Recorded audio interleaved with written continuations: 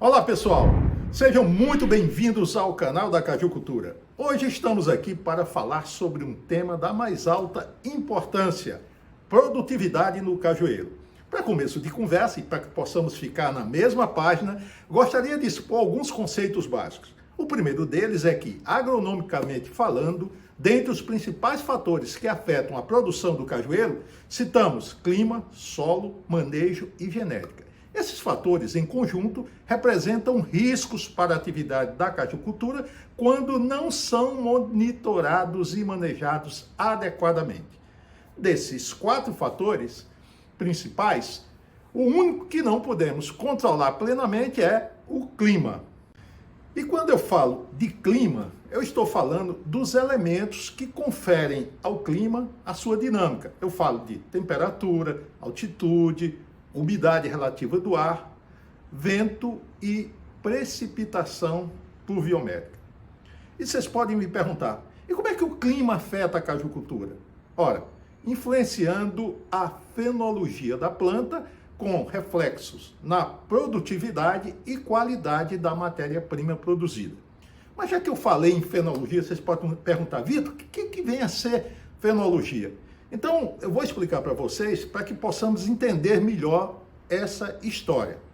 Então, fenologia é uma parte da botânica que estuda as diferentes fases do crescimento e desenvolvimento das plantas, no que se refere à parte tanto de desenvolvimento vegetativo como o reprodutivo, né? Aí eu estou falando de florescimento, frutificação e maturação, né? E ela, assim, por assim dizer, ela distingue as épocas de ocorrência e as respectivas características de cada uma dessas fases.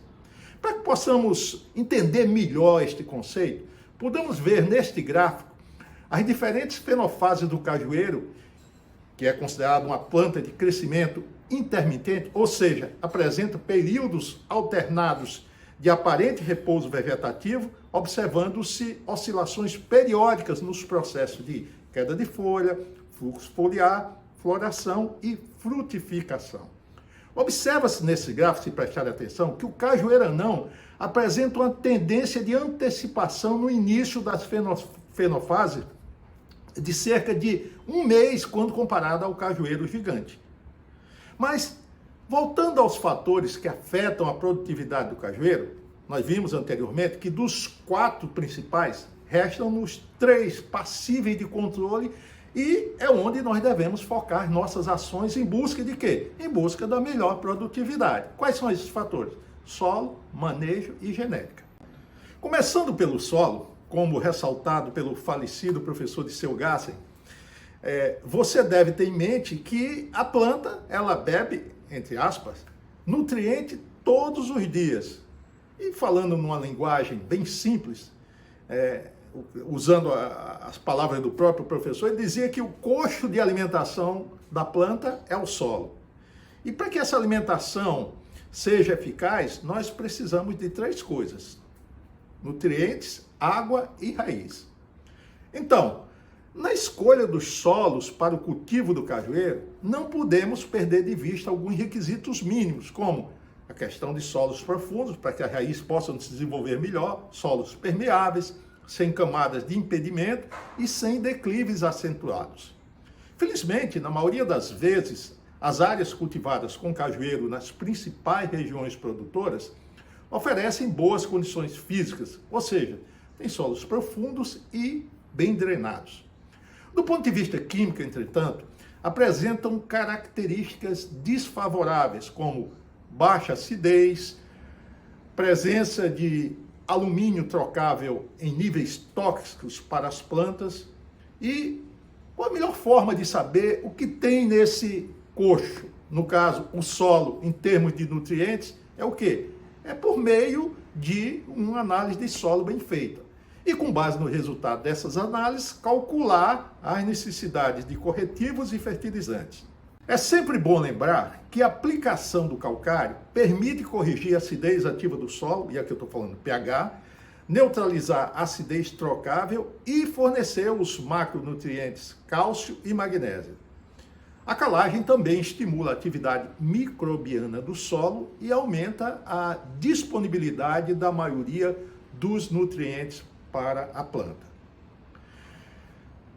A escolha do espaçamento mais adequado para o cajueiro depende de uma série de fatores, tais como tipo a ser plantado, se é cajueiro gigante ou se é cajueiro anão, condições climáticas, aí é que eu estou falando de disponibilidade de água, insolação e umidade relativa, declividade e exposição do terreno, fertilidade do solo, natureza dos tratos culturais, disponibilidade de mão de obra, uma questão super importante, e dos equipamentos a serem empregados.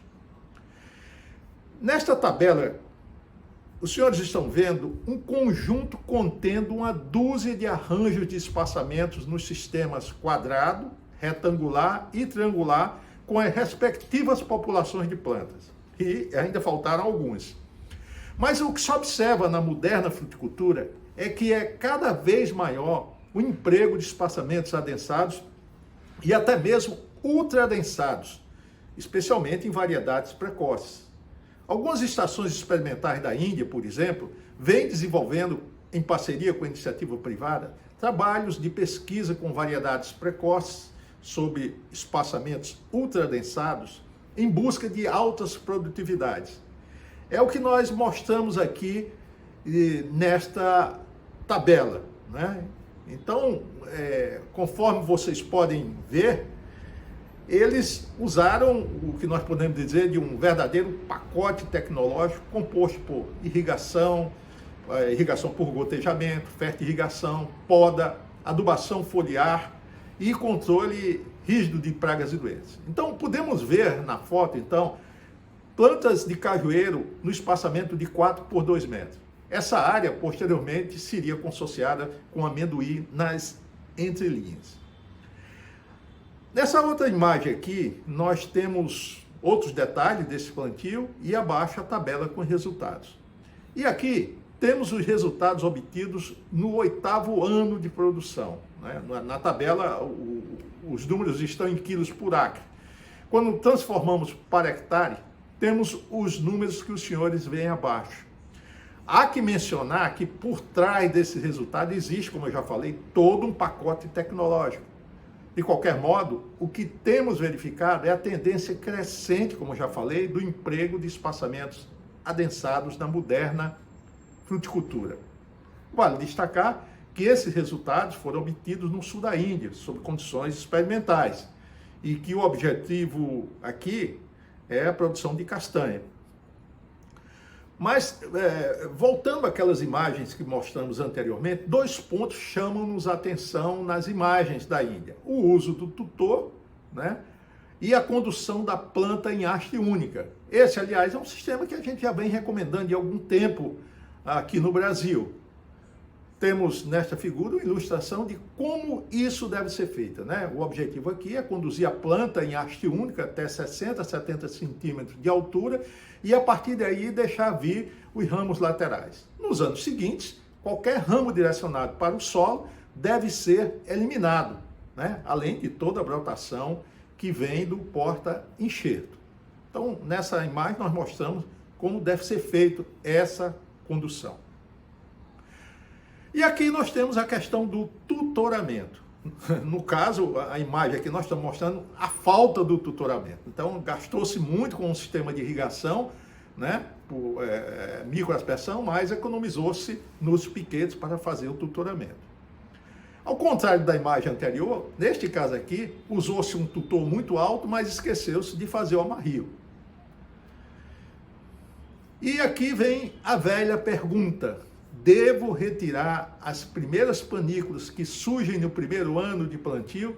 Minha resposta é sim. No primeiro ano, a planta deve direcionar todas as suas energias para se fortalecer, ter uma estrutura que possa suportar a produção do segundo ano. Falando agora sobre a poda feita em cajueiro anão irrigado de 4 anos. Esse é um aspecto importantíssimo. Aqui nós temos um exemplo de uma poda em cajueiro com 4 anos de idade, cajueiro anão. Foi a primeira poda que foi feita, né? A poda está bem feita, mas deveria ter sido feita antes.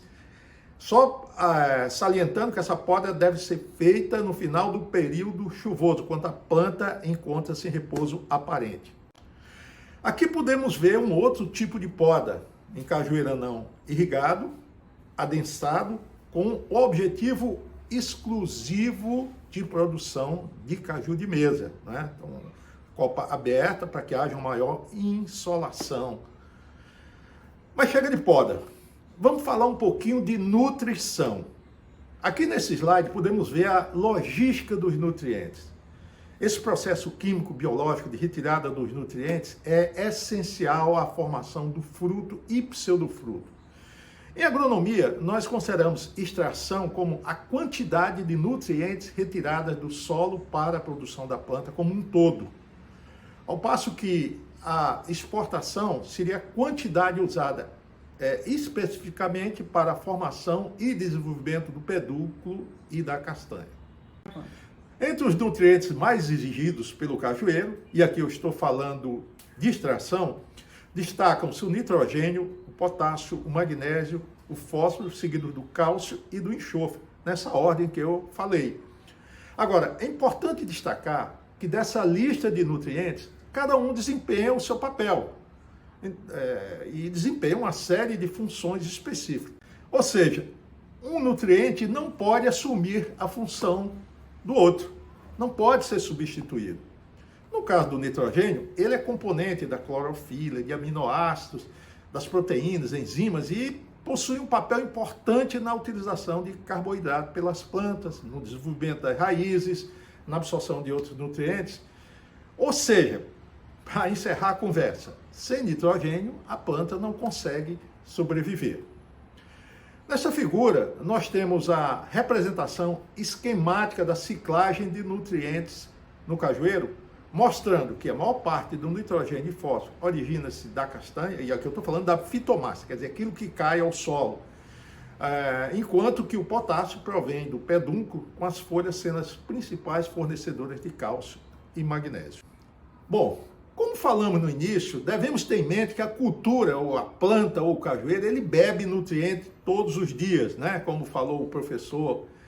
O coxo de alimentação é o solo. E para essa alimentação ser eficaz, precisamos de 3 coisas: nutrientes, água e raiz. E quando falamos em nutriente, água e raiz, um assunto vem sempre à tona, a questão da acidez. Nós sabemos que em regiões de solos ácidos, o calcário é um insumo indispensável para o trabalho de calibragem do pH do solo, fornecimento do cálcio, magnésio, correção do alumínio tóxico, além de favorecer uma maior disponibilidade do fósforo e de outros nutrientes para as plantas. Mas o que acontece com os solos ácidos se não forem corrigidos? O que pode acontecer? O que pode provocar? Bem, eles podem comprometer o desenvolvimento das raízes, diminuir a absorção de água e de nutrientes pelas plantas e, consequentemente, reduzir a produtividade. Então, menos nutrientes implica em raízes menores que, por sua vez, absorverão menos água, né? Então, menos água absorvida, por conseguinte, menos nutrientes, redundando em menor produção. Então, dá para perceber que tudo é um ciclo, né? E por último, e não menos importante, vejamos o fator genética. Não adianta você ter um bom solo, um bom programa de manejo, se você não cultiva plantas de genética superior e que possam responder aos investimentos que nelas são feitos. Existem atualmente 14 variedades de cajueiro registradas no Ministério da Agricultura. Foram variedades desenvolvidas pela Embrapa, pela Universidade Federal do Ceará. E por questão de tempo vou apresentar algumas fotografias com algumas características de cada uma delas, com as mais cultivadas, como os senhores podem ver.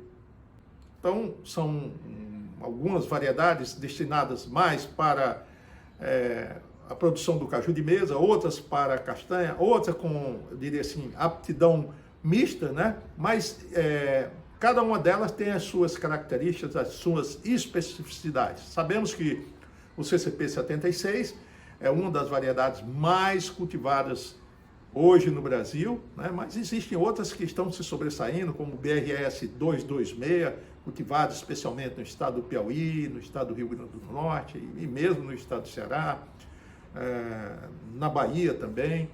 Existem outras variedades, como o Embrapa 51, que também começa a ser bastante cultivado. O Faga 1, o Faga 11, são variedades também com um bom tamanho de castanha. Então, cabe ao cajucultor escolher a melhor variedade para que, no final, alcance a melhor produtividade. Como eu falei no início, o foco para que possamos alcançar altas produtividades vem em cima de 3 daqueles 4 fatores que eu mostrei no início. Quais são os 3 fatores que nós podemos exercer controle? É a questão da genética, que eu falei por último, é a questão do manejo e a questão do solo. E um outro ponto super importante, a agricultura e a cajucultura, ela é feita por pessoas. Então, é importante que as pessoas que estejam envolvidas nesta atividade realmente procurem fazer essas atividades com paixão, bem feito, com capricho, na hora em que as plantas precisam, E, acima de tudo, que procurem cada vez mais se nutrir de boas informações, de uma boa assistência técnica, seja ela oficial ou privada. Então, todo esse conjunto, com certeza, dará, no final, bons frutos e uma boa produtividade. Por hoje é só. E não esqueçam, se gostaram deste vídeo, de curtir, de fazer inscrição no canal da Cajucultura, de enviar os seus comentários e até o próximo vídeo.